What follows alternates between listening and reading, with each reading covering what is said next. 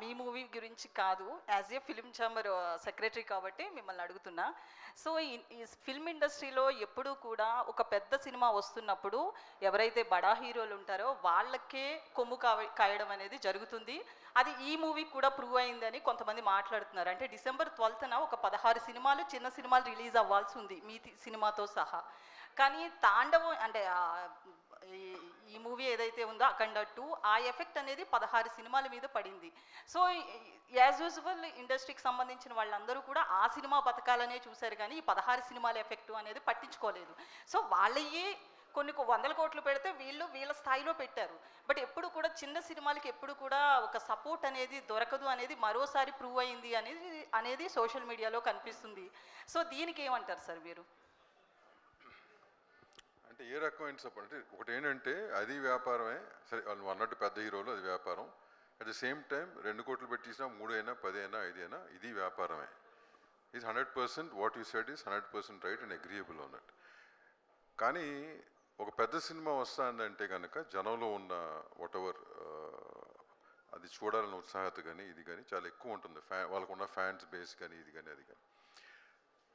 జరిగింది ఏదో అన్ఫార్చునేట్గా జరిగింది అది. And they should producers should know better why it happened and all that. ఇప్పుడు నేను అన్నా కదా 25th రిలీజ్ చేద్దాం అనుకుంటే 12th వచ్చాను నేను.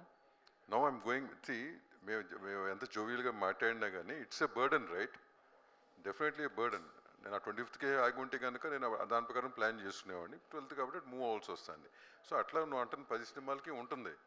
కానీ they is nothing much we can do అమ్మా. ఈ ఇండస్ట్రీలో ఎవరికి వాళ్ళే what you call their business and their this thing, that's how it is.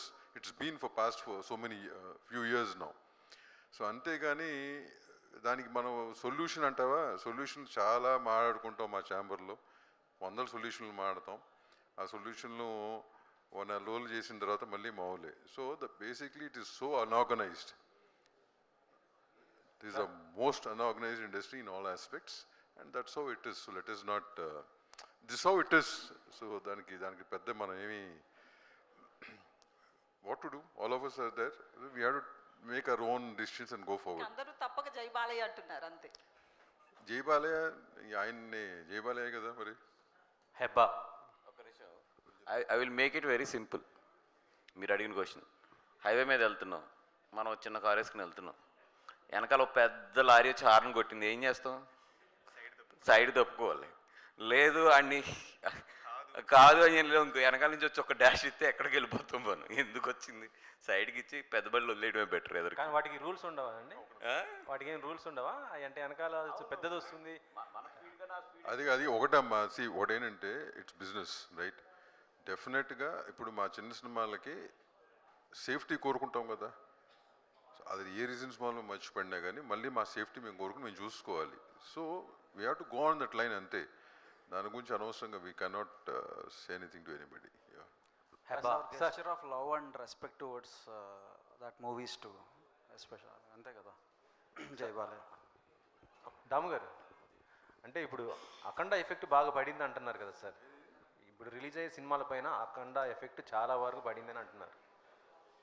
Akhanda effect పడిందని నేను అంటలా. ఇప్పుడు అంటే నేను చెప్పడం కాదు అది. ఇప్పుడు మీకు తెలీదా ఎన్ని సినిమాలు ఉన్నాయి 12th ఒరిజినల్గా ఎన్ని ఉన్నాయమ్మా? మొత్తం ఒక 16-17 లెక్కేసిన 16 సినిమాలు ఉందంట. అఖండ అనేది 5వ తారీఖుకి రావాల్సింది, 12వ తారీఖు పడినట్టు మీరు దీంట్లో 16 మంది కూడా డేట్లు ఏదో ఒక రకంగా మార్చుకుంటున్నారు కదా. మార్చుకుంటున్నారు లేదా? సో ఇది ఎఫెక్టా అంటే డేట్ వైజ్ ఎఫెక్టే కదా. కరెక్టే సార్. అంటే ఇప్పుడు మీరు అన్నట్టుగా చూసుకుంటే వాళ్ళందరూ కూడా ప్రొడ్యూసర్స్ కానీ లేకపోతే డిస్ట్రిబ్యూటర్ ఎవరైనా ఫైనాన్స్ తెచ్చుకుంటారు. అది ఫైనాన్స్ పరంగా అది ఇబ్బందే కదా సార్. ఎవరికైనా ఇబ్బంది కాదని అంటలా. But we have to face it and move forward అంటున్నా. మనం నేను అదే అంటున్నా కదా. ఇప్పుడు తను అడిగింది అని చేయలేము, nothing can be done, it's an unorganised industry, things keep happening, we have to accept and move forward. This industry is like that. అది నేనేదో చేసేద్దాం, ఇది అయిపోతుంది అది అయిపోతుంది అంటే అవ్వదు. దాని గురించి మనం దానికి ఎంత డిస్కషన్ పెట్టినా అనవసరం కదా. అంటే ఇంత సడన్గా రిలీజ్ మరి అది పెట్టే బదులు వీటికి దారి ఇచ్చేసి ఆ తర్వాత మళ్ళీ ఇంకొక మంచి డేట్ చూసుకోవచ్చు అంటే తెలియదు మరి. వి డోంట్ నో కదా అసలు 25th ఏం జరిగింది, why it you know all that is ఎందుకంటే ఈషా లాంటి సినిమా మీ అందరు సపోర్ట్ ఉండబట్టే అది ఇప్పుడు ముందుకు వచ్చింది. రిలీజ్ ఒక డేట్ అనుకున్నాం, కానీ అది అనుకున్న డేట్కి రావట్లేదు అంటే దీనిపైన ఈషా పైన కూడా ఎఫెక్టే పడుతుంది. ఉంటుంది. ప్రతిదానికి ఉంటుంది. పాజిటివ్గా ఆలోచించి ముందుకెళ్తే దానికంటే చేయగలిగింది ఏం లేదని చెప్తున్నా కదా. Nothing much we can do. We'll do whatever best we can for 25th. That's it. We keep working on it. Okay, Vamsi గారు